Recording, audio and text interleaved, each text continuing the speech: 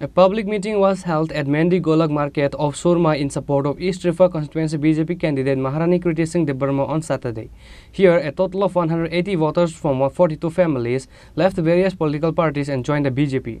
BJP State President Rajiv Bhattacharjee and Surma Assembly MLA Swapna Das Pal welcomed the newcomers handing over the party flag. Tripura Lok Sabha election is going to be held in two phases. West Tripura Lok Sabha election will be held on 19th April and East Tripura in 26th April, which is why various political parties has been organizing election campaign and rally across the state. The BJP candidates has left behind all other candidates from all the political parties in terms of campaigning. Likewise, a public meeting was held at Mandi Golak Market of Surma in support of East Tripura constituency BJP candidate Maharani Kriti Singh Debarma on Saturday. Surma এলাকার মেন্দিতে আজকে গোলক বাজারে আমার জনজাতীয় অংশের মানুষ প্রায় 42 পরিবার 180 জন ভোটার আজকে ভারতীয় জনতা পার্টিতে যোগদান করেছেন এবং এখানে একটি যোগদান সভা সংগঠিত হয়।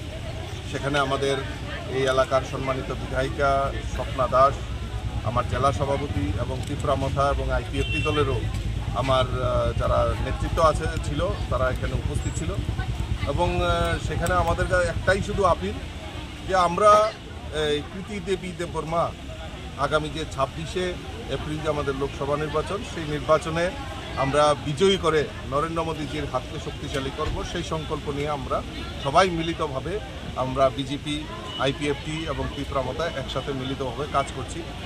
জয়ের ব্যাপারে আমরা 100% নিশ্চিত। এখন শুধু আমরা বিরোধীদের জামানত বাজেয়াপ্ত করার জন্য আপিল যাচ্ছি। বিভিন্ন জায়গায় পরিদর্শনে যাচ্ছেন, কিরকম সাড়া পাচ্ছে? তাহলে খুব ভালো সাড়া, সবাই মোদিজির পক্ষে রয়েছে।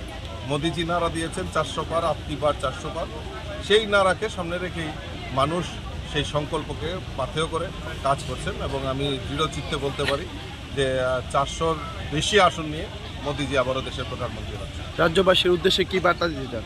রাজ্যবাসীর উদ্দেশ্যে একটাই শুধু বার্তা যে দীর্ঘদিন ধরে কংগ্রেস এবং সিপিএম আমরা দেখেছি বিভ্রান্ত করে তারা এই রাজ্যটাকে শাসন করেছে এবং গরিব শোষণ থেকে শুরু করে সমস্ত অংশের মানুষকে শোষণ করা তাদের কাজ ছিল।